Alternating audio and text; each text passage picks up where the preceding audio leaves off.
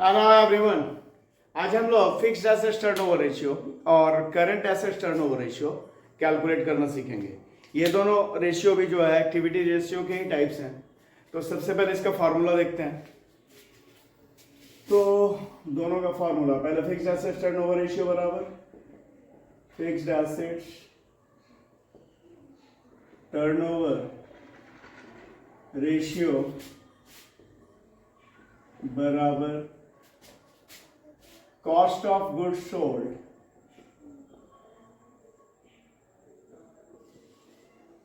और अगर cost of goods sold information में नहीं दिया हुआ तो फिर net sales divided by net fixed assets.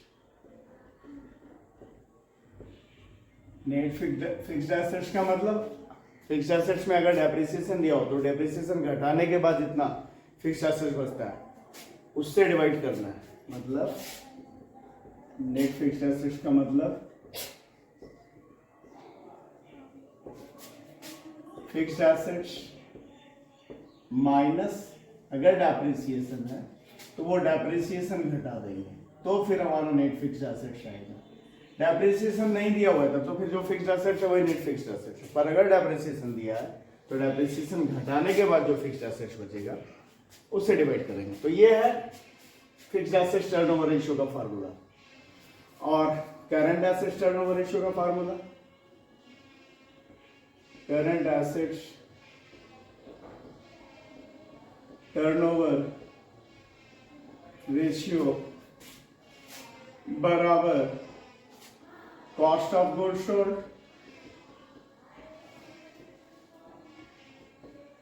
और अगर cost of goods sold available नहीं है तो फिर नेट सेल्स। अच्छा, नेट सेल्स का मतलब सेल्स में से अगर सेल्स रिटर्न है तो वो घटाने के बाद जो सेल्स बचता है वही नेट सेल्स है। सेल्स रिटर्न नहीं है तो जो सेल्स है वही नेट सेल्स है, और अगर सेल्स रिटर्न दिया तो वो घटा देंगे तो नेट सेल्स आएगा। तो कॉस्ट ऑफ गुड्स सोल्ड या net sales divided by current assets.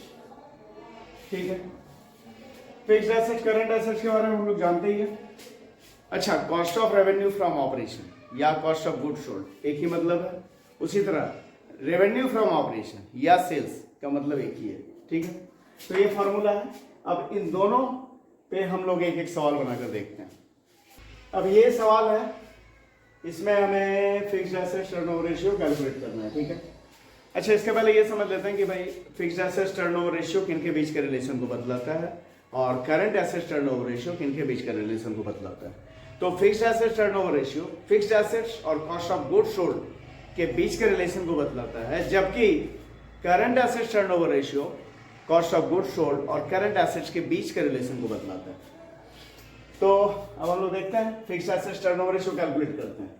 ये सवाल है, इसमें दिया हुआ है sales 20 lakh, gross profit 40%, fixed assets at cost 5 lakh, rate of depreciation 20%, current assets 2 lakh, fictitious assets 1 lakh और गुडविल है 50,000। तो भाई क्या कैलकुलेट करना है फिक्स्ड एसेट्स टर्नओवर रेशियो। तो fixed assets turnover ratio calculate करने के लिए क्या क्या चाहिए हमें चाहिए कॉस्ट ऑफ गुड्स सोल्ड, और अगर cost of goods sold available नहीं हो सकता है तो उस स्थिति में सेल्स को देंगे, और दूसरा चाहिए fixed assets, net fixed assets. ठीक है, तो यहाँ पे सेल्स दिया हुआ है 20 लाख और ग्रॉस प्रॉफिट है 40%।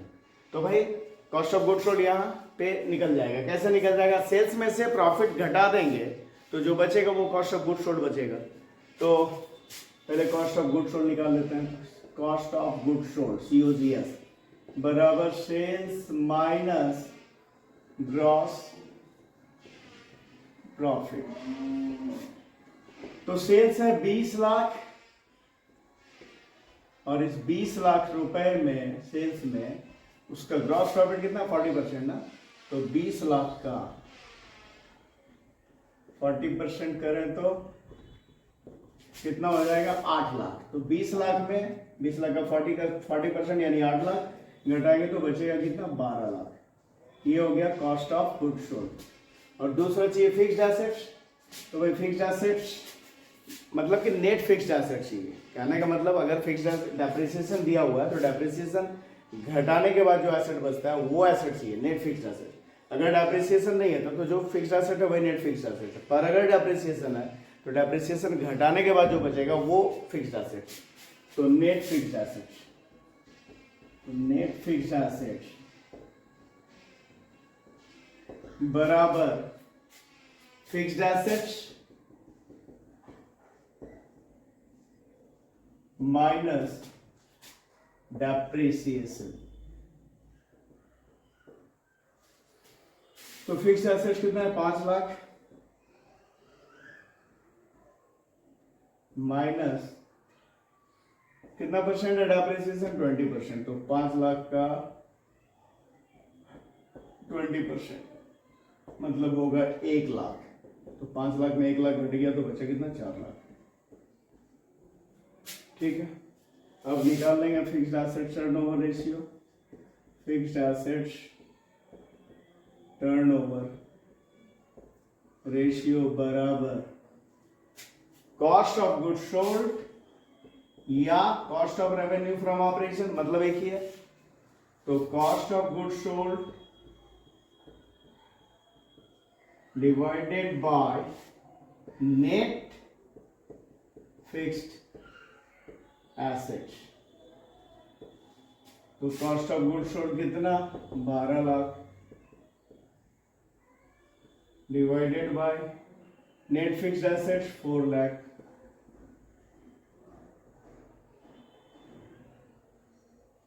इसे काटेंगे तो कितना आएगा 3। ये भी जो आता है इसे कैलकुलेट करते हैं, इसे टाइम्स में करते हैं। तो 3 टाइम्स ये आ गया हमारा फिक्स्ड एसेट टर्नओवर रेशियो। अब एक सवाल बनाते हैं करंट एसेट टर्नओवर रेशियो पे। अब इस सवाल में हम लोग current asset turnover ratio calculate करेंगे। ठीक है, तो current asset turnover ratio calculate करने के लिए क्या चाहिए कॉस्ट ऑफ गुड सोल्ड, और अगर कॉस्ट ऑफ गुड सोल्ड नहीं है तो फिर सेल्स को लेंगे, है ना, नेट सेल्स को। और दूसरा चाहिए करंट एसेट्स। ठीक है, तो हमारे पास दिया हुआ है क्या क्या, कैश सेल्स है, क्रेडिट सेल्स है और सेल्स रिटर्न है।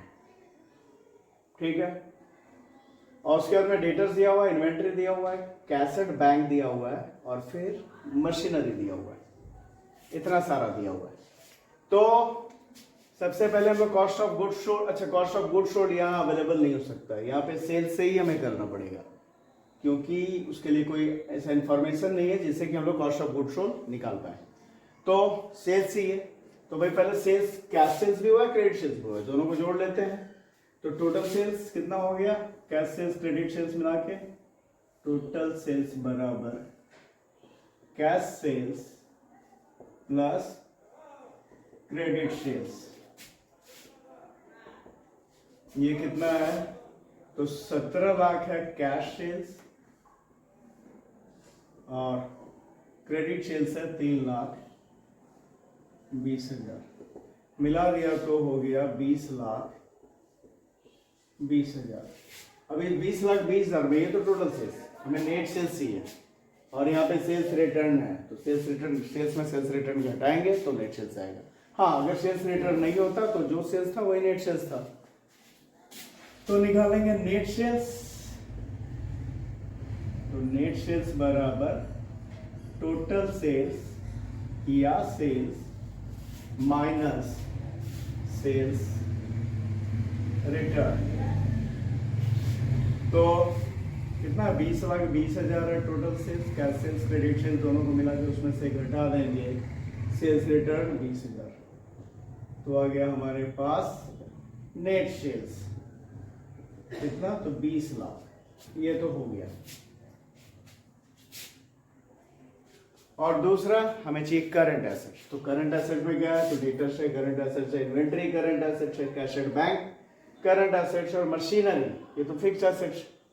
तो इस इंफॉर्मेशन का इसका कुछ नहीं करना। मैंने पीछे की भी सवाल में बताया कि कुछ सवाल में ऐसे कुछ इंफॉर्मेशन होते हैं जिसका हम जो सॉल्व करने जा रहे हैं, जो सवाल बनाने जा रहे हैं, उससे उसका कोई लेना देना नहीं होता है, पर वो हमें कंफ्यूज करने के लिए दिया जाता है। तो ये जो मशीनरी है फिक्स्ड एसेट, ये करंट एसेट्स तो नहीं है, हमें क्या चाहिए करंट एसेट्स। तो करंट एसेट्स का टोटल करते हैं। तो भाई करंट एसेट्स में क्या क्या है, तो डेटर्स है प्लस इन्वेंटरी है और इसके बाद कैश है bank.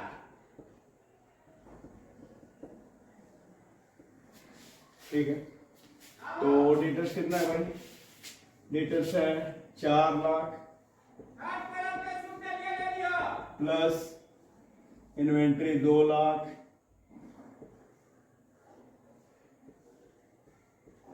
Plus cash and bank 2 lakh, मिलाकर कितना हो गया? 8 लाख। तो करंट एसेट्स भी मिल गया। अब हम निकाल लेंगे करंट एसेट्स टर्नओवर रेशियो।